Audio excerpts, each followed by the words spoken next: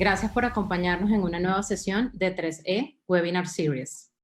Esta pandemia es diferente a cualquiera de las otras crisis que han surgido durante los últimos 100 años.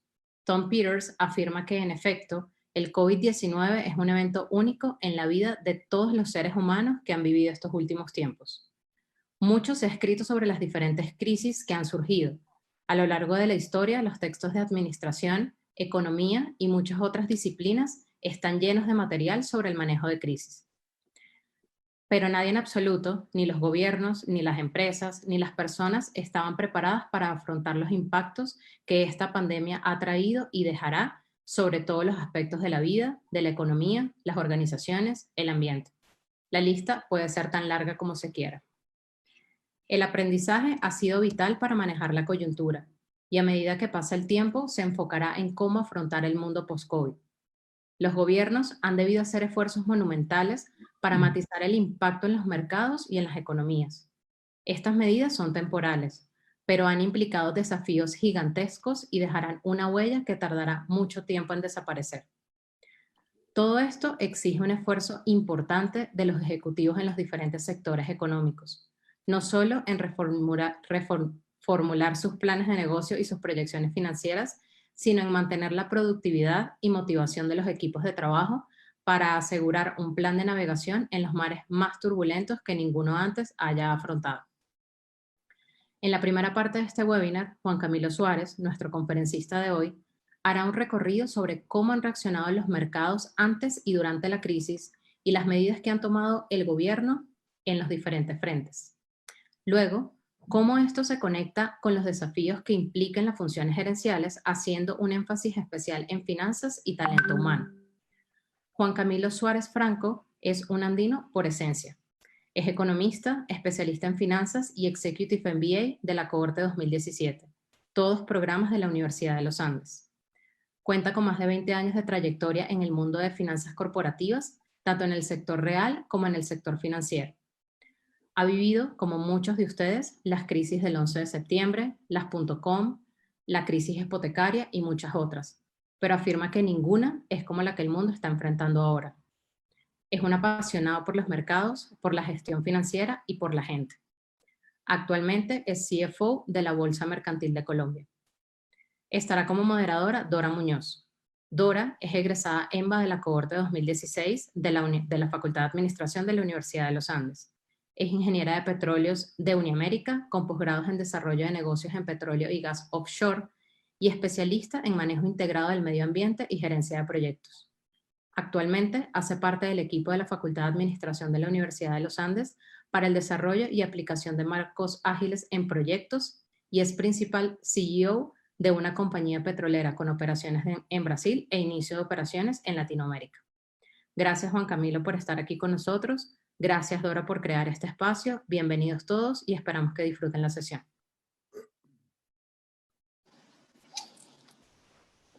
Mariana, mil gracias, de verdad a ti y a todo el equipo de la Facultad de Administración de la Universidad de los Andes, a la directora de nuestro programa, Alina Costanza Estela, Juan Camilo, mil gracias por permitir que nosotros como ejecutivos de excelencia EMBA, egresados de este programa, podamos tener estos espacios para compartir conocimiento.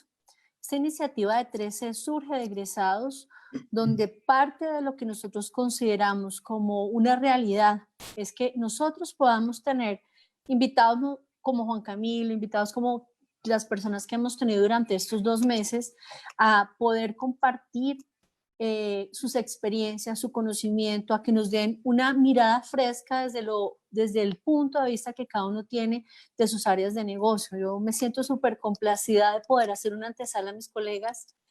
Todos estamos en áreas diferentes, pero todos convergemos a un mismo punto. Y ese punto básicamente es, estamos compartiendo el conocimiento, queremos construir conjuntamente país. Y hoy de verdad que me siento súper halagada de presentar a ustedes a Juan Camilo. Juan Camilo, hola. Qué rico encontrarnos en este espacio. ¿Cómo vas? Bien, ¿y tú cómo va todo? ¿Cómo han estado?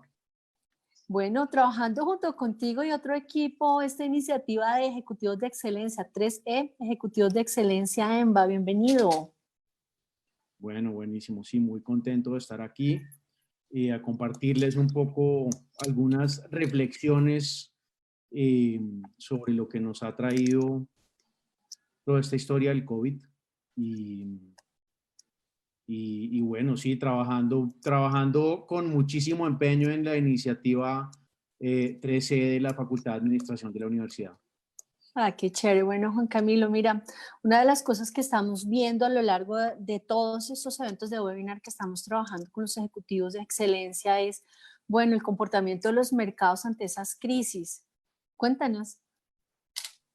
Bueno, es realmente, esta crisis del COVID ha sido una cosa, y como bien lo anotaba Mariana, ha sido algo, yo creo que ha sido una crisis única dentro de todo el acervo de crisis que tenemos desde el siglo XX hasta ahora, y ha implicado unos desafíos gigantescos, tanto para el gobierno como para las empresas, para los ejecutivos, sin lugar a dudas ha sido, digamos, para los que estamos en las líneas directivas de las diferentes compañías en los diferentes sectores, creo que ha sido un desafío monumental afrontar esto y hacer que nuestras compañías y que nuestros mercados puedan seguir funcionando de manera normal, si se puede decir. Pero bueno, entonces si quieres arrancamos un poco con esta historia. Yo quiero, digamos que les traemos básicamente 6 temas fundamentales. Un poquito de teoría muy rápida sobre, o sea, qué se llama una crisis desde el punto de vista económico. Vamos a hacer un recorrido por la historia del siglo XX, digamos, por las crisis que han sido más relevantes, digamos, en la historia del siglo XX, desde el punto de vista de sus impactos en las economías, en algunos casos locales, Estados Unidos, Europa, pero a nivel mundial.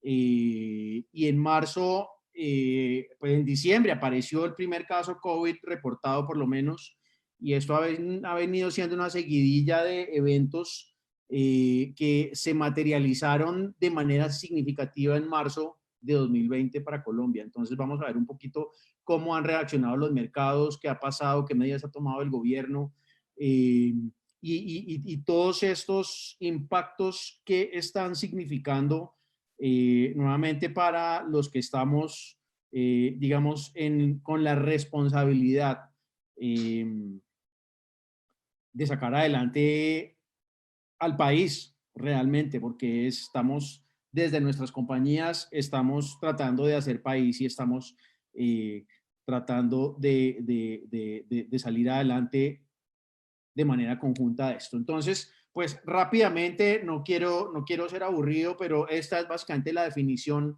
de lo que se llama una crisis desde el punto de vista económico. Siempre vienen pues unos periodos de expansión, vienen unos periodos de auge y vienen unas fases de recesión y depresión cuando digamos ya se toca fondo en esas desaceleraciones de la economía. Y esto es lo que uno ve a lo largo de la historia, estas curvas que ustedes están viendo aquí, es lo que uno ve y lo que vamos a ver a lo largo de este recorrido, pues que espero también que sea un rato agradable, un poco para desconectarnos de los problemas que estamos gestionando durante el día.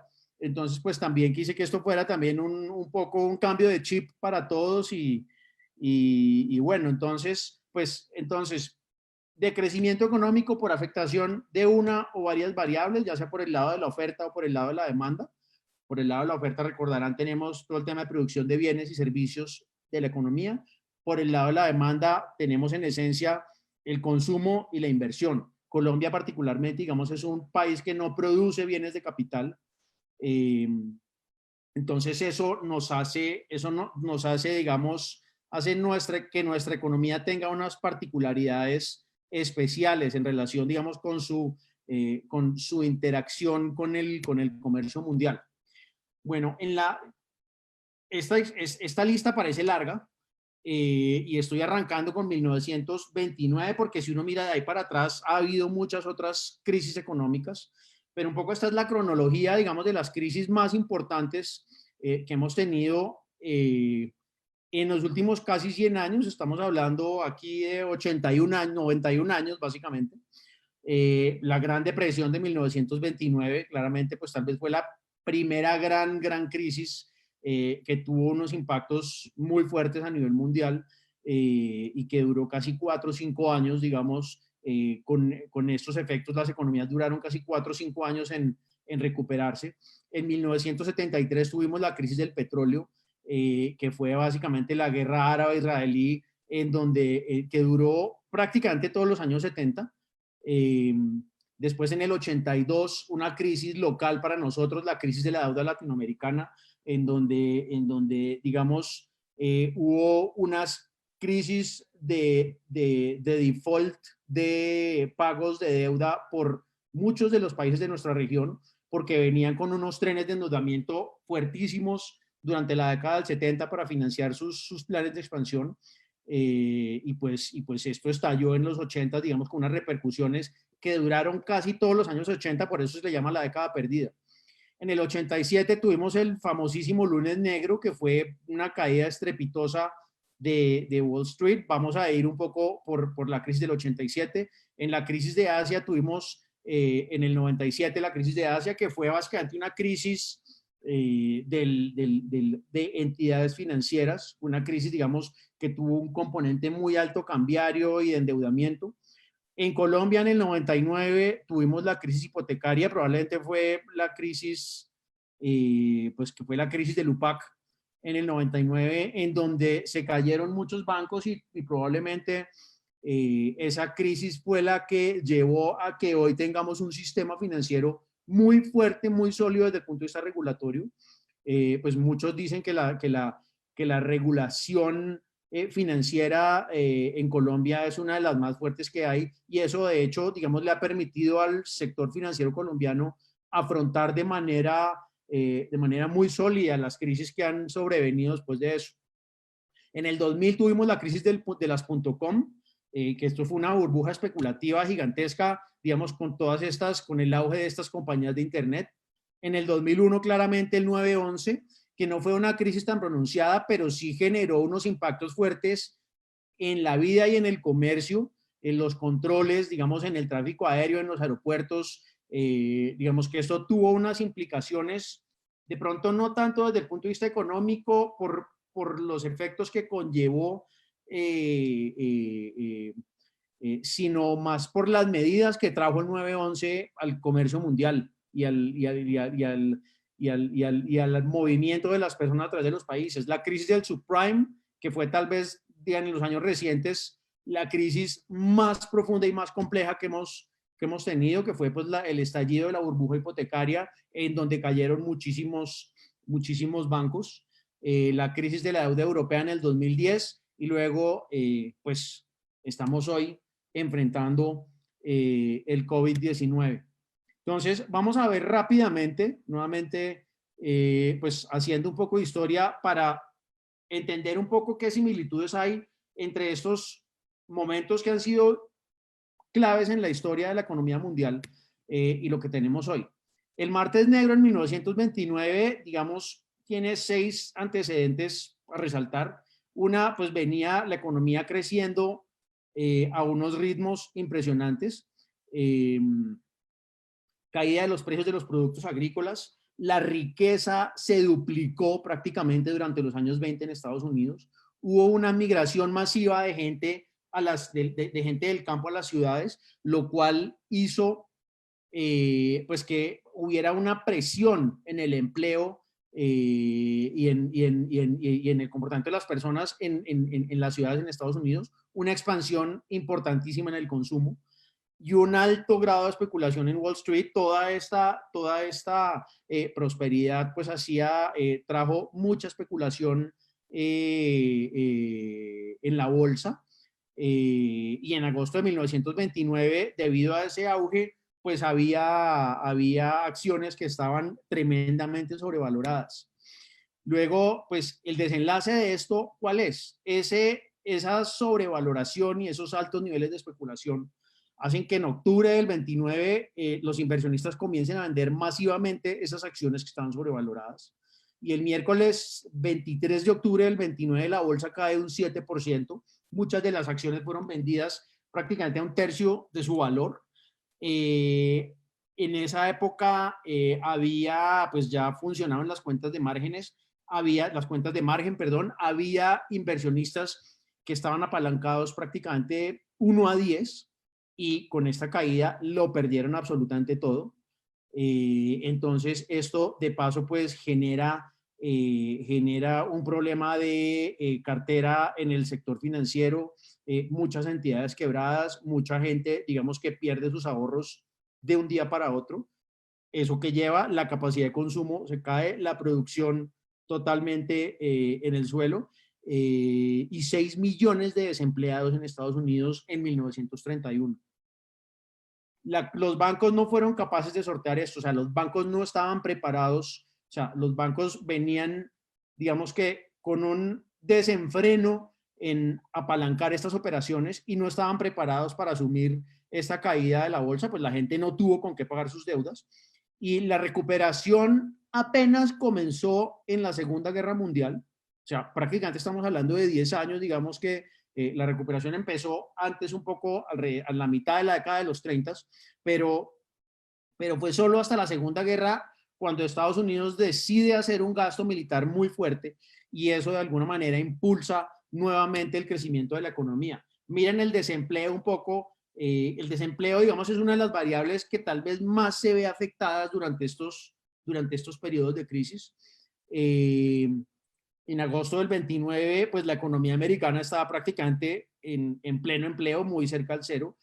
En agosto del 32 llega a su pico, es decir, 3 años después de la crisis, llega a niveles cercanos al 25% el desempleo, hasta que finalmente, como verán, no es sino hasta finales de la década de los 30, cuando comienza este gran gasto militar y empiezan a darle impulso a la economía con el gasto público, que el desempleo vuelve otra vez a descender y llega, digamos, a sus niveles casi 13 años después del comienzo de la crisis.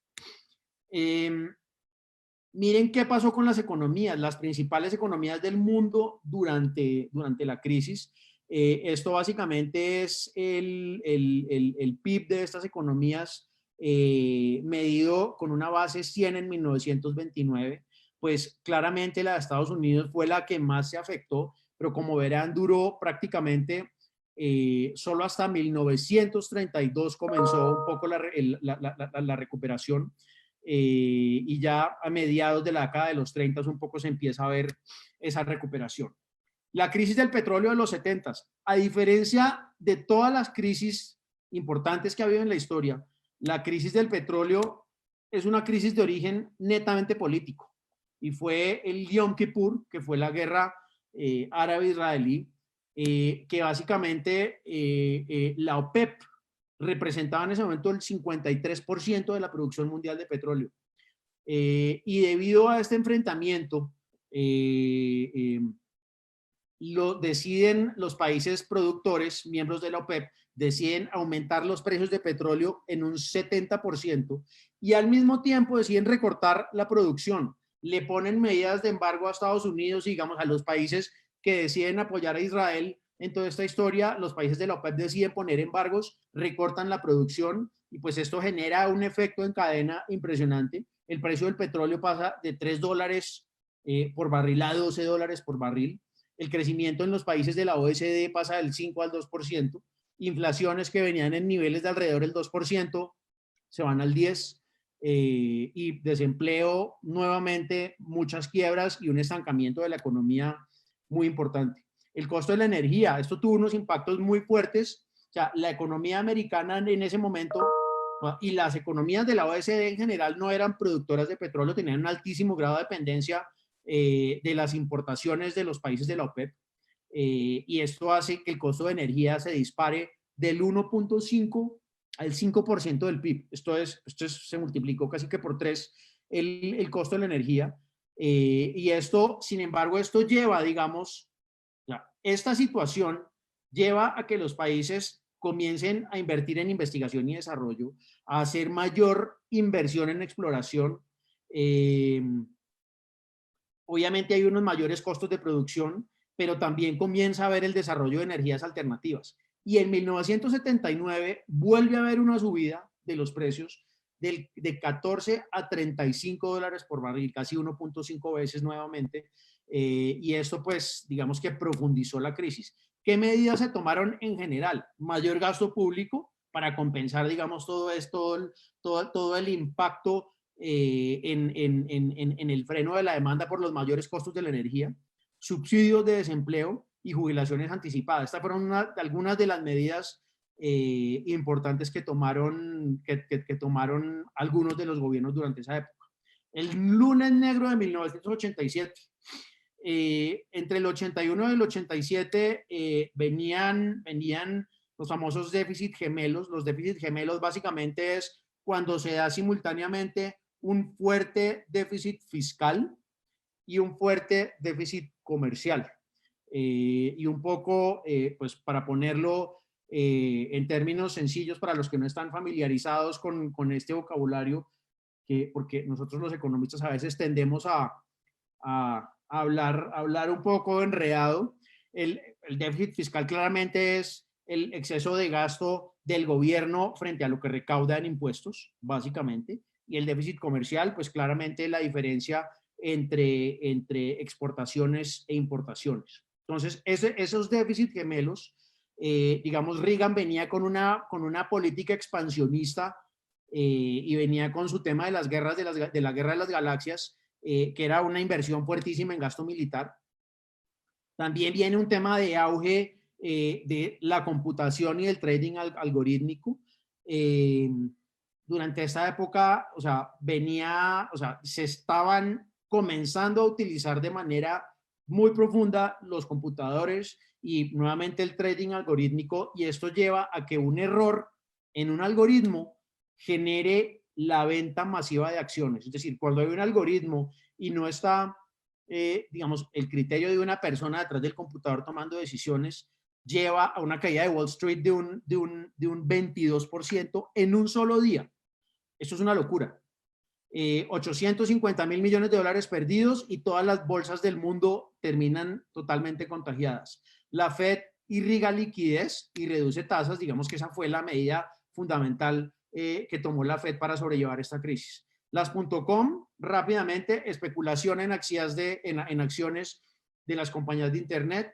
Habría sobre estas compañías unos niveles de valoración sobreponderados por las expectativas de que estas compañías iban a generar un valor impresionante, malos planes de negocio, y eso coincidió con incrementos en tasas de interés, y se revientan las .com, y esto lleva, digamos, a una crisis fuertísima también, a un desplome de las bolsas increíble.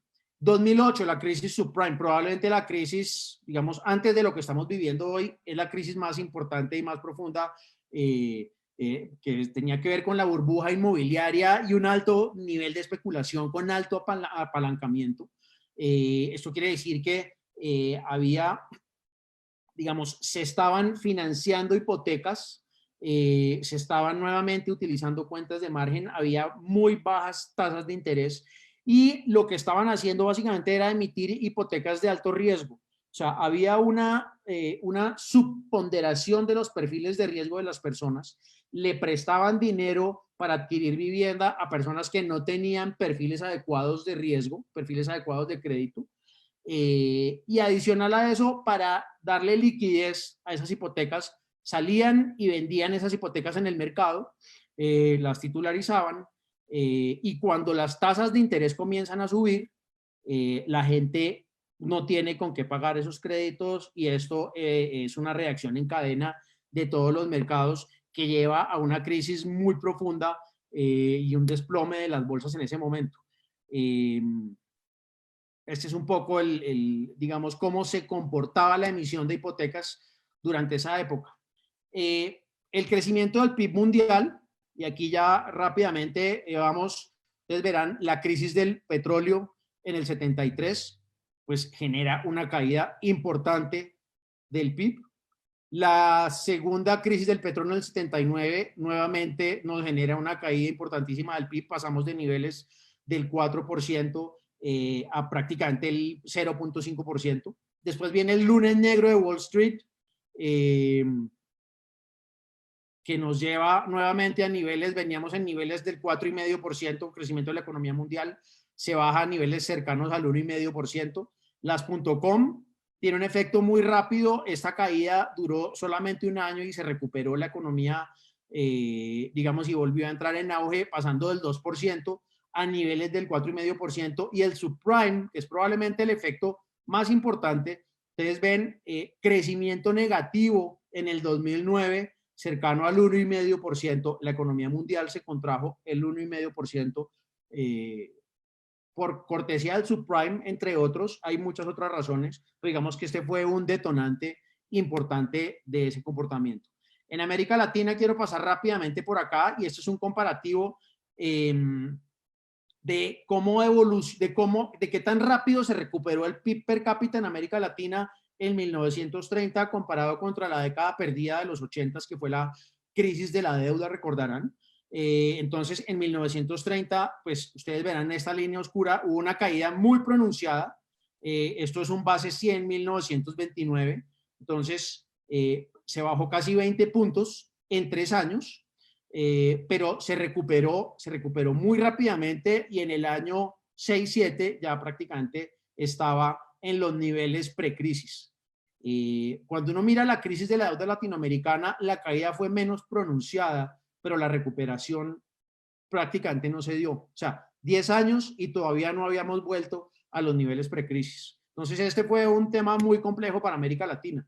Y la inflación también, pues aquí se ve reflejado, digamos, el efecto de esa crisis de la deuda latinoamericana, en donde pasamos de inflaciones cercanas al 5% a prácticamente el 38-40% a comienzos de los años 90. La economía americana, vamos a pasar rápido por aquí. ¿Qué le ha pasado a la economía americana durante las crisis? La Gran Depresión, pues ustedes verán, la línea sombrada es el consumo de los hogares. Las barras representan el PIB de la economía americana. Gran Depresión, el PIB cayó casi un 12%, fue el nivel mínimo, digamos, en 1932, crecimiento, y obviamente el consumo, pues también totalmente en niveles cercanos al 7,5-8%. Después la economía se recupera. Viene la crisis del petróleo, venía creciendo a niveles cercanos al 6%, crecimiento negativo después de la crisis del petróleo, un año en el 74. Después se recupera muy rápidamente, pero viene nuevamente la subida de precios del 79 y otra vez tenemos una caída importante. Después viene Reagan con su famosa guerra de las galaxias. El PIB crece impulsado por el gasto militar. Lunes negro de 1987, consumo alrededor del 4,5%, el PIB, digamos, en un nivel parecido, creciendo al 4,5%. Se nos baja en cuestión de 2 años, a comienzos de los 90, estamos con un PIB cercano, casi que negativo, el 0.1%. Las .com tuvieron, digamos, una reacción mucho más rápida, pero las .com también, venía la economía creciendo a niveles superiores al 5%, se cae al 2,5%, casi la mitad. Y después el subprime, nuevamente, viene el impacto tan impresionante del subprime en la economía. Venía creciendo cerca del 4,5% nuevamente, y la caída más pronunciada prácticamente después de la gran crisis del 29, cae un 2,5% de la economía en ese año. Y trimestralmente, esto es la misma, es el mismo comportamiento del PIB y el consumo, pero mirado trimestralmente desde el 2008 hasta hoy. Y aquí un poco lo que les quiero mostrar es el COVID-19 en el primer trimestre de 2020 generó una caída cercana al 5% de la economía americana. Eso no se veía desde el 2008, que fue la crisis del subprime. Había habido, digamos, unas caídas leves cercanas al 1% en el 2011 y el 2014, pero pues sin duda esta es la mayor caída que se ha visto en la economía en los últimos 12, 15 años. Tenemos la tasa de desempleo, digamos que es otra de las variables que reacciona directamente cuando hay una crisis económica. Crisis del petróleo, desempleo en Estados Unidos venía de niveles cercanos al 3,5, 4%, se dispara al 8,5%. Lunes negro, digamos, tiene un efecto rezagado, pero llega a niveles del 7,5%. Las .com, aquí ya venía creciendo un poco el desempleo, ya la economía venía recalentada. El subprime viene, también alcanza un nivel del 9,5%, parecido a los niveles que estábamos en el 87. Y nuevamente, COVID-19. No se veía, ustedes ven, desde 1948, estamos hablando casi de 70 años, no se veía un nivel de desempleo como el que estamos viendo hoy. Se recuperó un poco en el mes de junio, pero de todas formas estamos en niveles muy superiores a lo que hemos vivido en los últimos 70 años. ¿Qué ha pasado con los mercados? Este es un comparativo, este gráfico me encanta, y es un comparativo de cómo reaccionó el Dow Jones, cuáles fueron las caídas y en cuánto tiempo. Entonces, la línea roja es el lunes negro de 1987. La caída fue de 32% en 35 días. El subprime, que es la línea azul oscura, la caída fue del 35% en 122 días. Y después en 213 días alcanzó un mínimo del 50%. Y nuevamente, COVID-19, señores, 35% en 18 días. La caída del Dow Jones. El S&P 500, esta fue la caída del S&P 500 con la crisis del subprime. Después venimos acá y nuevamente COVID-19, una caída cercana a los 900 puntos del S&P 500. El Dow Jones, esta gráfica me encanta. Este es un gráfico de velas para los que no están familiarizados con esto. Básicamente ustedes ven cada velita de esas, cada cajita de esas representa un mes. El color de la vela, el verde obviamente es un aumento, el rojo es una caída y el tamaño de la vela obviamente es el tamaño de la caída. Entonces aquí un poco lo que les quiero compartir es en el subprime, en el transcurso de noviembre del 2007 a febrero del 2009, el Dow Jones se cayó el 97%. Esta probablemente ha sido la caída más fuerte en toda la historia del Dow Jones. En un solo día, en octubre de 2008, en un solo mes, perdón, se cayó un 14%.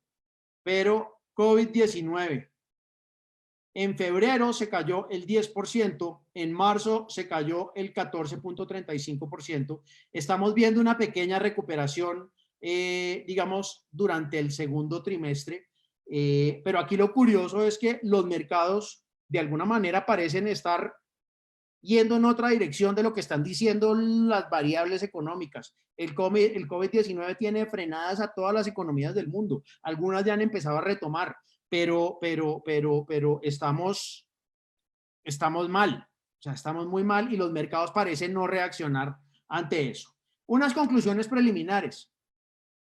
La mayoría de las crisis precedidas por periodos de expansión, un desplome de los mercados bursátiles, derivados de especulación, de exceso de confianza y de mala gestión de riesgos, desaceleración económica que genera caída del PIB, aumento del desempleo y liquidez, y unas medidas tomadas por los gobiernos que tienen que ver con reducción de tasas, liquidez, aumento del gasto, alivios tributarios y protección del empleo. La excepción de todo esto fue la crisis del petróleo, que fue una crisis política, pero el COVID-19 no es nada de lo anterior y nos está pegando más duro que todo lo demás. Entonces, aquí entramos un poco con el COVID-19. Voy a tratar de pasar rápido Rápido por aquí, unos antecedentes muy rápidos, venimos con una guerra de precios del petróleo entre la OPEP y Rusia, guerra comercial de Estados Unidos con China, que viene desde hace un par de años afectando también los mercados, unos mercados financieros recalentados y, como les digo, unos mercados que parecen no sincronizarse con los fundamentales económicos que ha traído el COVID. La mayoría de las crisis que vimos tienen un origen en el colapso de los mercados y pues eso nos ha generado un choque directo en la oferta y la demanda. Cronología del COVID. En febrero, expectativa de reducción de tasas de interés. La Fed y el Banco Central Europeo irrigando liquidez. La propagación del coronavirus hace que los activos financieros se vayan a buscar activos de menos riesgo. Eso quiere decir, se van de países emergentes a países como Estados Unidos, en donde hay percepciones de riesgo, hay mayor percepción de seguridad. La deuda pública y la deuda corporativa, digamos, las tasas de la deuda pública y corporativa disminuyendo. Y Colombia, con un año 2019 en senda positiva en términos de crecimiento del PIB. En marzo, pues se dispara este tema, hay una mayor aversión al riesgo, la Fed recorta 50 puntos básicos sus tasas de intervención, hay una salida masiva de capitales, el Banco de la República en Colombia baja 50 puntos básicos, las restricciones al tráfico aéreo, que esto empieza a tener unos efectos importantes. En abril, las estimaciones de crecimiento se bajan a menos 5.5%. El Banco de la República recorta otros 5 puntos. La inflación baja, pero más por contracción de la demanda que por medidas de política monetaria. El Banco de la República en mayo nuevamente recorta 50 puntos básicos su tasa de interés. En junio vuelve y la recorta a 2.25. Y el mercado está esperando, aunque la recorte, están esperando recortes de 50 puntos básicos adicionales. Vamos a pasar rápido por aquí. Aquí quiero mostrar un poco los sectores en donde se ha visto una inflación negativa en junio. Y pues básicamente sector transporte, sectores de alojamiento, agua, electricidad y gas han visto, digamos, una reducción de precios, muebles, artículos para el hogar y prendas de vestir y calzado con una caída del 2% en los precios. Eso es importante. Nuevamente el COVID, y esto voy a pasar rápido por acá, los CDS básicamente son las primas de riesgo que se pagan sobre la deuda de los países emergentes. Y aquí pues quiero pasar rápidamente este salto, pues esto es COVID, esto es marzo, y en general todas las curvas de percepción de riesgo de los países emergentes se dispararon, veníamos en niveles de 200 puntos básicos, alcanzó casi los 400, es decir, casi se duplicó esa prima de riesgo. La deuda pública en Colombia, las tasas aumentaron, veníamos con niveles cercanos al 5,5%, niveles del 8,5%, esto no lo veíamos hace probablemente 6 o 7 años. Los fondos de pensiones obligatorias caen un 14%. Los fondos moderados de pensiones en marzo caen un 17% en 46 días. Los fondos de inversión colectiva un 21%, pasan de 85 billones a 67 billones. El Colcap, nuevamente también una caída impresionante entre febrero y marzo, en 27 días cae un 46% el Colcap. Y bueno, vamos a, Dora, ¿quieres que saltemos? Con la parte de los desafíos, pues Juan Camilo, primero mil gracias. Me emocioné y vamos, estamos.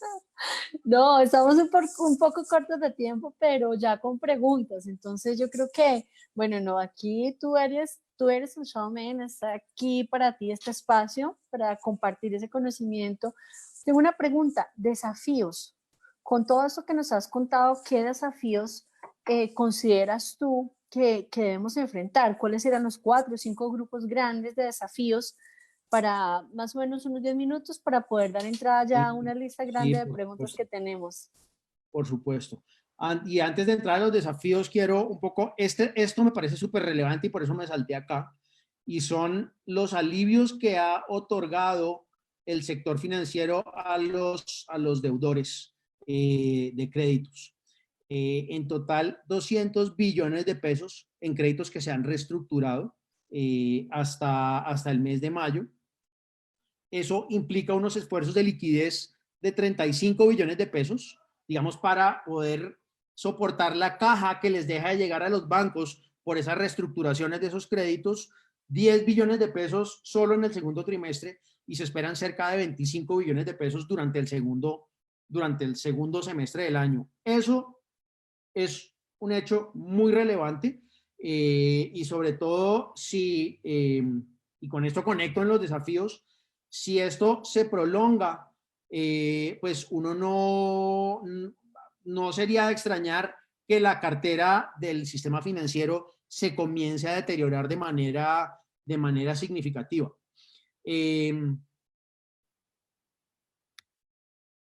Vamos a ir a los desafíos rápidamente.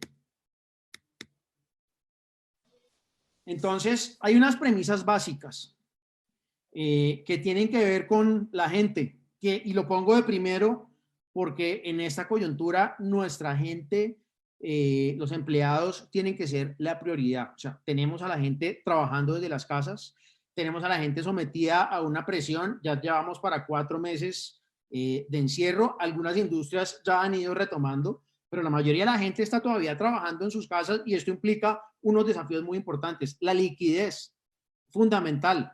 Creo que para mí son los dos temas más importantes, digamos, en una coyuntura como la que estamos viviendo. La identificación de riesgos, procesos, tenemos que adecuar procesos.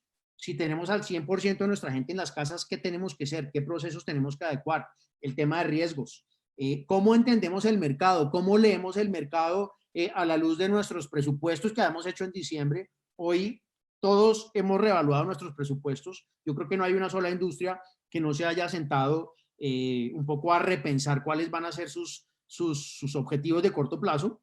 Revelar información muy importante, es decir, mantener informado a todo el mundo de qué está pasando, sobre todo a los empleados. Creo que es muy importante en una coyuntura de estas, estarle contando a la gente qué está pasando, cómo va la compañía, qué estamos haciendo. Yo creo que eso también ayuda mucho a que la gente, digamos, se conecte y tenga la tranquilidad de hacia dónde estamos caminando.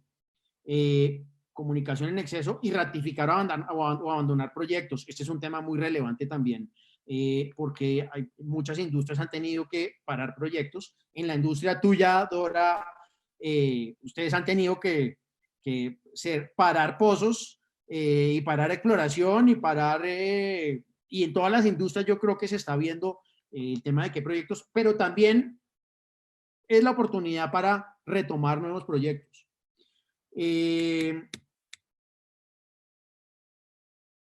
Monitorear permanentemente la regulación, proteger a la gente, o sea, proteger a la gente, a los colaboradores, a los clientes, a los proveedores, evaluar muy bien el riesgo de los proveedores.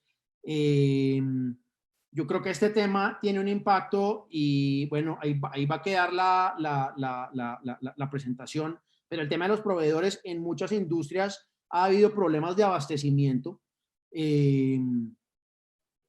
Y eso, digamos, lleva a que al final del día, si no tenía el suficiente stock de producto, pues también va a generar problemas de oferta.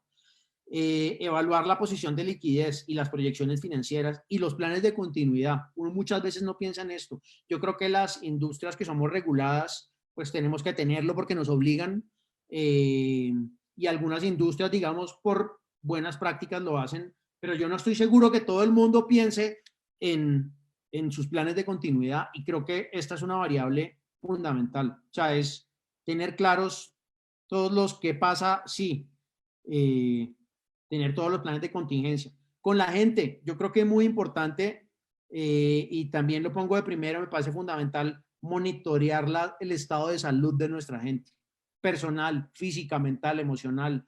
Ya hay estadísticas de casos de burnout porque la gente está trabajando más. Nos sentamos a las 7 de la mañana, o sea, pasamos del comedor al computador y de ahí a veces nos pasan el día entero y no nos levantamos y hay muchos casos de burnout en diferentes industrias. Yo he conversado con mucha gente y están teniendo este problema. Y el tema emocional, el tema mental, yo creo que es súper importante, pues porque la gente está encerrada. La gente está encerrada y algunos salen a hacer mercado, pero la gente está encerrada. En esencia estamos encerrados. Asegurar buenas condiciones de trabajo para la gente. En términos de tecnología, de ergonomía, el tema de bioseguridad, pues es básico. Estos son cosas básicas, pero a veces las cosas son tan básicas que a uno se le olvida tenerlas en cuenta. Comunicación en exceso, nuevamente. Nosotros particularmente hemos comenzado una práctica de transmitirle mensualmente a toda nuestra gente cómo va la compañía. Muchas compañías no tienen esta práctica. Las que son públicas, pues publican sus resultados, pero nosotros todos los meses le contamos a la gente cómo está la compañía, cómo van los números, cómo van los indicadores. Y eso también ayuda a construir confianza, que la gente sepa para dónde estamos caminando. Las estrategias de trabajo, cómo tenemos que relacionarnos, cómo tenemos que sacar adelante los proyectos. Y algo muy importante, fortalecer las relaciones, porque pues definitivamente el contacto face to face, o sea, los seres humanos necesitamos la interacción con otros seres humanos y el contacto face to face creo que es fundamental. Entonces hay que fortalecer las relaciones para poder, para poder asegurar que podamos caminar adecuadamente. Temas de capacitación fundamental, o sea, tenemos que repensar todos los modelos de capacitación y entrenamiento, porque hoy no podemos tener a 20 personas en un salón. Entonces tenemos que ver cómo dinamizamos, aumentamos e impulsamos todos nuestros procesos de capacitación a un mundo virtual, y eso, pues, entre otras, abre oportunidades, digamos, de incrementar los planes de capacitación y entrenamiento. Asegurar los medios tecnológicos y el soporte adecuado, porque, o sea, no es suficiente con entregarle un buen computador y una buena conexión. Si se le dañó un computador, si a la señora el niño vino y le regó la gaseosa encima del computador, se sobó. Y si el soporte tecnológico de la compañía se demora una semana resolviéndole el problema, pues tenemos un problema, un tema de productividad gigantesco. Entonces, esto es fundamental, es tener los medios para poder responder rápidamente ante contingencias, pues que pueden pasar en cualquier momento. Algunas industrias, pues obviamente todos los temas de protección de personal, repensar los espacios para el mundo post-COVID. Yo creo que esto es fundamental. Yo creo que muchos de los que estamos acá estamos ya pensando en si vamos a mantener una modalidad de home office o teletrabajo o como se le quiera llamar después de esto. Y esto nos tiene que llevar también a repensar los espacios, a hacer espacios más agradables en nuestras oficinas para la gente. Y pues hay mucha gente que está feliz en sus casas. Asignar y confirmar roles para planes de contingencia, fundamental. La motivación. ¿Cómo trabaja uno la motivación a través de una pantalla del computador? Entonces, esto es fundamental. Y esto se garantiza con buen contacto, buena comunicación, entender a la gente, ponerse en los zapatos. Es decir, para nosotros los líderes es fundamental trabajar este tema. Y un tema, pues que a mí, a la gente de mi equipo y a las mamás que trabajan conmigo, todos los días les digo que me les quito el sombrero. Y tú eres una mamá también de casi bebé, ¿no? Y me les quito el sombrero porque las mamás, o sea, están trabajando y tienen al niño en los brazos o parándole bolas, o cuando están en el colegio ayudándole con las tareas. O sea, de verdad es una labor monumental la que están haciendo las mamás de niños chiquitos, de verdad que, y esto, pues como líderes, tenemos que tener la flexibilidad de entender esas situaciones. Liquidez, esto me parece absolutamente relevante. Encuesta de la ANDI de liquidez hecha en marzo, y esto fue antes de que comenzara la crisis. Un poco, digamos que esto yo le veo un sesgo porque la pregunta está muy orientada a si usted tuviera que destinar el 100% de su liquidez hoy a cada uno de estos rubros, ¿cuánto tiempo le dura? Pero aquí lo importante es, digamos que salarios, 53 días. Salarios y pagos de seguridad social, 42 días. Para pagar proveedores, 32 días. O sea, esto es, si mi negocio se para hoy la liquidez para cuánto tiempo me alcanza. Temas de impuestos, retefuente 45 días, retención de IVA 53 días. Entonces, o sea, esto refleja un poco la situación de liquidez, sobre todo para aquellos que realmente no pudieron seguir produciendo, no pudieron seguir los restaurantes, los hoteles, las aerolíneas. O sea, hay muchas industrias que realmente pararon en seco y sus procesos se frenaron. ¿Cuántos meses podría subsistir su negocio con recursos propios? Entre 1 y 2 meses, el 80% de los encuestados calcula que sus disponibilidades de liquidez les aguantan para respirar 2 meses. Esto es muy relevante, esto es realmente muy crítico. Entonces eso nos lleva a esta reflexión de la caja, que son creo que 5 temas fundamentales. Es primero, ¿cuál es mi posición de liquidez? ¿Cómo la protejo? ¿Cómo priorizo mi flujo de caja? ¿Tengo líneas de crédito disponibles? O sea, siempre hay que tener líneas de crédito sin utilizar para atender cualquier contingencia. Los costos de operación y el CAPEX. O sea, ¿por dónde puedo optimizar? Se me van a bajar. El CAPEX, pues nuevamente, hay proyectos que puedo frenar o hay proyectos que es indispensable adelantar. Y los costos de adaptación creo que es un tema que no es un tema de corto plazo, pero dentro de toda esta planeación, pues sí es importante pensar cuando esto se acabe, cuánto me va a costar readaptarme o si esa readaptación me va a generar caja. Los riesgos, pues si las líneas de crédito las puedo tener disponibles, mis clientes se pueden retrasar, mis proveedores me pueden implicar un riesgo de suministro.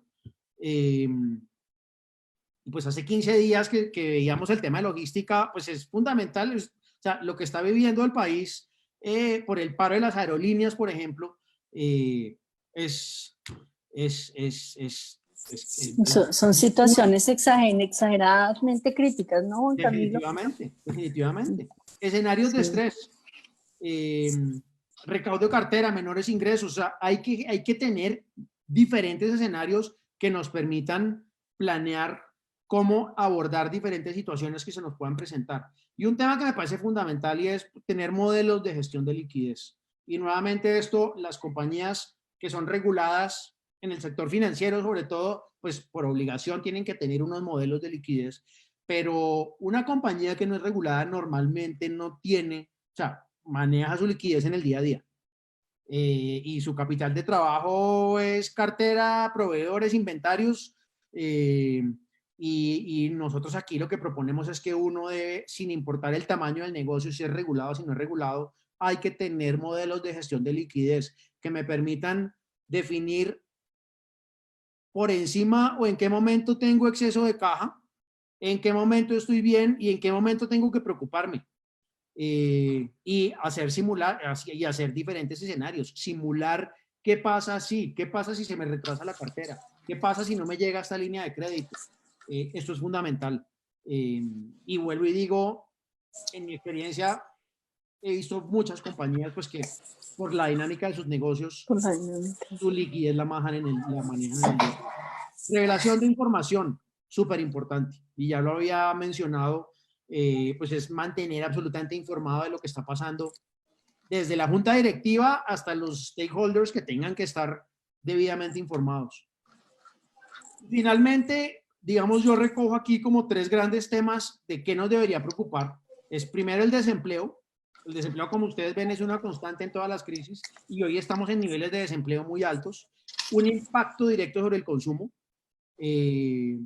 Entonces, en mi negocio, si el desempleo se sube, ¿qué impacto puede tener esto en la demanda de mis productos?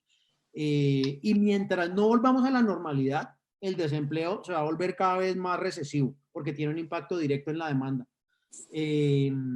Reevaluar proyecciones sobre sectores con afectación directa, es decir, si mi negocio tiene exposición a sectores que tienen afectación directa por el negocio, pues definitivamente hay que revisarlo. La estrategia, fundamental.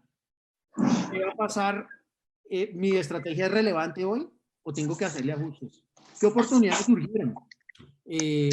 Los choques de oferta que son muy importantes, tiene que ver un poco con, o sea, los sectores afectados por la crisis claramente tienen un choque importante en la oferta porque no pueden producir, eh, unas implicaciones en la cadena de abastecimiento, precios, materiales, etcétera. Entonces, digamos que estas son como las, yo creo que las tres grandes bloques de preguntas, sin ser los únicos, pero creo que son bien importantes para poder un poco afrontar este tipo de coyunturas que De estamos viendo. coyunturas. No, Juan Camilo, totalmente cierto. Y mira, construyendo sobre esto que tú dices, no tenemos mucho tiempo, tenemos varias preguntas, pero primero de verdad ha sido muy interesante porque es repensemos en la forma en que salimos del cuarto de guerra hacia un horizonte donde busquemos la agilidad, pero también la estabilidad. Es repensar la estrategia y hacerla, ¿no? Porque no nos podemos quedar, la estrategia definitivamente es ejecución. Alguien te dice a ti cuál es la estrategia, no, ejecútelo y hágalo bien. De verdad que esto ha sido un recorrido maravilloso sobre este espacio y tenemos 4 preguntas, ¿sí?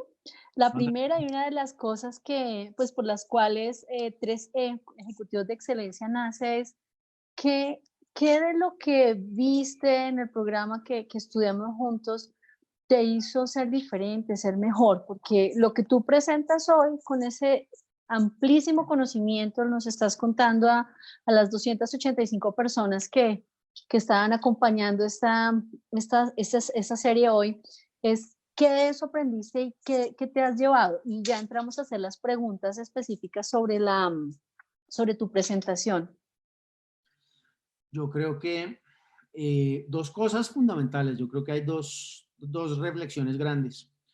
La primera, y lo he, digamos, insistido repetidamente, es la gente.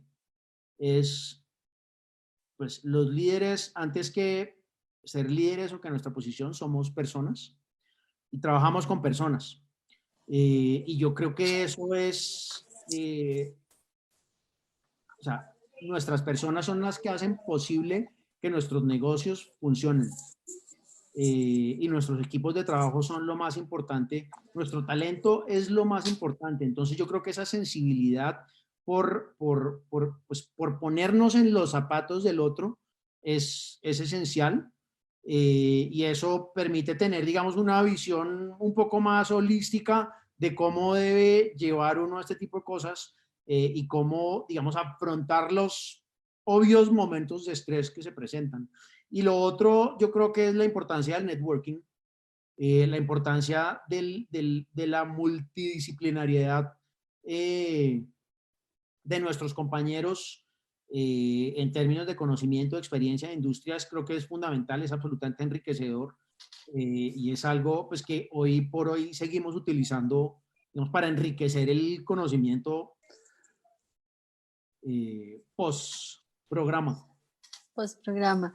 No, sin duda, Juan Camilo, esas son de las cosas que a nosotros nos llevan a crear comunidad, porque siempre pensamos definitivamente el tema de crear comunidades, juntos somos mejores.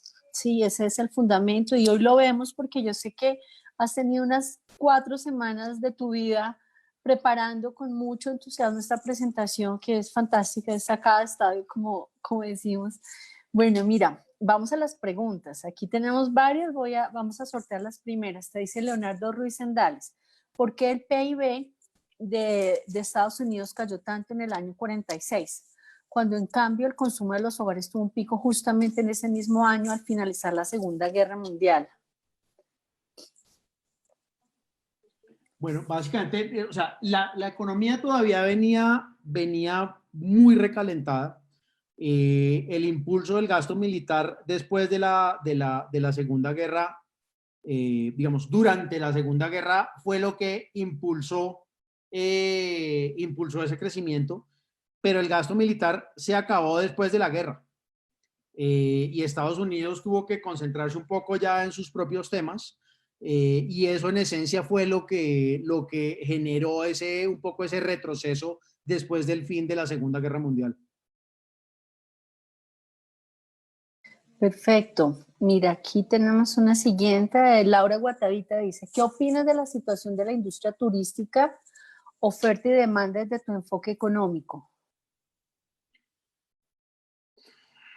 Es una pregunta muy difícil. Yo creo que es una de las industrias más afectadas. A mí me sorprende un poco, digamos, cuando uno ve las estadísticas de empleo del DANE, eh, que la industria hotelera aparentemente no es de los que más está destruyendo empleos. Eh, Digo aparentemente, porque los hoteles hoy están absolutamente parados. Yo creo que hay dos variables fundamentales. Una, y un poco la industria turística, y conozco casos que han un poco reinventado sus negocios. Es, bueno, ustedes tienen una infraestructura, que es una cocina, por ejemplo, y esa infraestructura, ¿qué tanto la están utilizando? Y conozco casos puntuales, no de la industria de servicios hoteleros, pero sí de la industria de servicios de entretenimiento, en donde a raíz de esto dijimos, venga, vamos a utilizar nuestra cocina para proveerle comida en domicilios a toda la comunidad. Y dejaron la cocina absolutamente productiva, con todos los permisos del caso, obviamente, y todo. Yo creo que la industria hotelera, o sea, primero, mientras no se logre restablecer el tráfico aéreo, digamos que va a ser una de las variables fundamentales. Eh, Creo que en la medida en que en que las medidas se empiecen a flexibilizar, yo me atrevería a decir que va a ser una de las industrias que puede reaccionar más rápido, porque la gente está ávida de salir a ver otra cosa, de salir a tener un espacio de esparcimiento, de salir a descansar, de cambiar de ambiente. No sé eso cuándo vaya a pasar. Si eso dura mucho, pues realmente, pues yo creo que va a ser una de las industrias más afectadas, junto con la de alimentos, junto con la de restaurantes. Son dos industrias que están siendo absolutamente impactadas, porque mientras la gente no pueda salir, ellos no pueden funcionar. Pero pues sí hay que ver cómo pueden utilizar su infraestructura para proveer otro tipo de, eh, para servir a otro tipo de mercados. De mercados, total. Mira, tenemos 7 preguntas más, pero vamos a ir en orden. La siguiente, y solo tenemos espacio para una. Ingrid Chávez Bravo te dice, las políticas públicas con la pandemia COVID, ¿hacia dónde apuntan? Entendiendo que los gobiernos departamentales y municipales quedarán quebrados o desfasados en sus ingresos y sus presupuestos bajos para la inserción. ¿Qué hacer? Sí, bueno, en esencia, las políticas públicas, digamos que uno las puede dividir en tres grandes grupos. Las primeras son las que tienen que ver con política monetaria, que ya el Banco de la República, digamos, ha hecho unos esfuerzos muy importantes, tanto desde el punto de vista del Banco de la República como la superfinanciera, digamos, para flexibilizar e inyectarle liquidez al mercado. Ese es uno. El otro tema es el lado fiscal, en donde pues el gobierno claramente ha hecho unos esfuerzos monumentales, digamos, para flexibilizar e irrigar, impulsar un poco la economía. Algunas de las medidas que han tomado puntuales son, digamos, acelerar los procesos de devolución de impuestos. Yo, por ejemplo, o sea, los procesos de devolución de impuestos inclusive lo establecieron para personas. Si uno en su declaración de renta tiene un saldo a favor, esa noticia la oí hoy, de hecho, puede, digamos, acceder a un proceso express para solicitar la devolución de esos saldos. Yo creo que eso es muy importante porque yo creo que hay un número significativo de compañías que tienen saldos a favor. Y digamos que ese proceso express pues permite de alguna manera acceder a esos saldos a favor que uno tiene con la DIAN. Y lo tercero es el tema de empleo. Digamos que todo esto es a nivel nacional, pues el gobierno está haciendo unos esfuerzos muy fuertes también para proteger el empleo. Yo creo que esos son los tres grandes frentes en los que está trabajando el gobierno. Digamos que hay otras medidas en términos de comercio exterior, pero yo creo que el gobierno también está haciendo esfuerzos importantes para proteger el empleo y atenuar, digamos, el efecto generado pues por la destrucción de empleos. Se han destruido casi casi 4 millones de empleos durante estos 4 meses. Eso es una locura. O sea, veníamos con cerca de 22, 23 millones de ocupados y hoy estamos en 18 más o menos. Sí, es un panorama bastante crítico. Bueno, nosotros pensamos que vamos a salir con fe, con visión y trabajando unidos, sin duda vamos a salir, porque yo creo que cuando tú mencionabas mi sector en hidrocarburos, de las cosas que nosotros aprendemos en hidrocarburos, más que reinventarnos, es a estar en el cuarto de guerra y a ejecutar y a salir de las crisis. Entonces yo creo que esto nos motiva a todos mucho más para pensar, por ejemplo, un tema que hemos hablado contigo, el tema de ir hacia mecanismos de transición energética para que ayude. Pues Juan Camilo, tenemos 7, 8 preguntas más, ya nos han cortado el tiempo, pero de verdad que ha sido un placer inmenso compartir este espacio, pero más que compartir este espacio, tenerte acá con las 287 personas que se conectaron, que estaban en línea, que te han hecho una cantidad de preguntas. La presentación queda disponible en el Facebook Live de la Facultad de Administración y de verdad, un abrazo inmenso para ti. Mil gracias por compartirnos tu conocimiento. Mil gracias por todo el tiempo que dedicaste para hacer súper amena la presentación, no tanto número, no tanto economista, pero sí para tener la oportunidad de verdad de recibir tu conocimiento. Un abrazo para ti, en tu casa, deseando que estén todos bien, para todos quienes nos están acompañando. Tenemos 2 webinars más en 2 semanas y en un mes y estamos esperando para trabajar el tema de e-commerce, para trabajar el tema de talento humano. Entonces, los esperamos que dejen este tiempo, Juan Camilo. Juntos somos mejores. Fantástico, ¿no? Dora, muchas gracias, de verdad fue fascinante estar acá. Pido disculpas porque me emocioné y me extendí y no mostré algunas cosas que me hubiera encantado mostrar, pero pues bueno, ahí estoy disponible también para el que quiera hacer preguntas y de verdad que encantados de esto que estamos construyendo. Vale, Camilo, un abrazo a todos, mil gracias y nos encontramos. Bueno, hasta luego. Bye.